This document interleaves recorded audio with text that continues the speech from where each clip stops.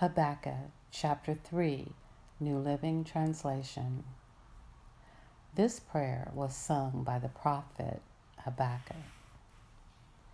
I have heard all about you, Lord.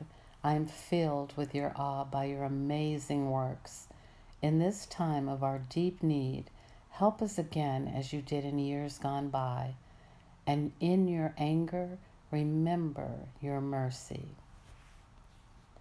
I see God moving across the deserts from Edom, the Holy One coming from Mount Paran.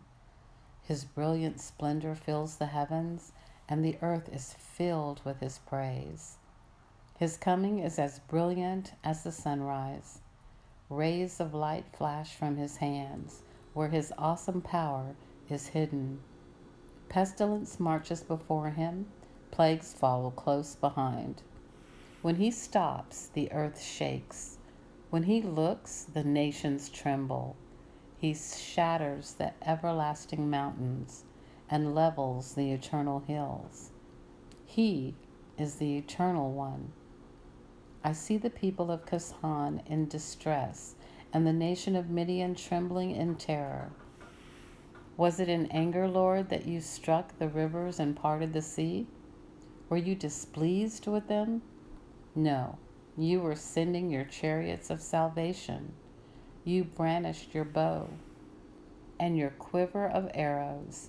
You split open the earth with flowing rivers. The mountains watched and trembled. Onward swept the raging waters. The mighty deep cried out, lifting its hands in submission. The sun and moon stood still in the sky as your brilliant arrows flew and your glittering spear flashed. You marched across the land in anger and trampled the nations in your fury.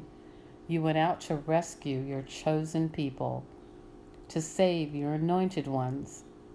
You crushed the heads of the wicked and stripped their bones from head to toe. With his own weapons you destroyed the chief of those who rushed out like a whirlwind, thinking Israel would be easy prey. You trampled the sea with your horses, and the mighty waters piled high. I trembled inside when I heard this. My lips quivered with fear. My legs gave way beneath me, and I shook in terror. I will wait quietly for the coming day when disaster will strike the people who invade us. Even though the fig trees have no blossoms and there are no grapes on the vines, even though the olive crop fails and the fields lie empty and barren, even though the flocks die in the fields and the cattle barns are empty, yet I will rejoice in the Lord. I will be joyful in the God of my salvation. The sovereign Lord is my strength. He makes me as sure-footed as a deer, able to tread upon the heights.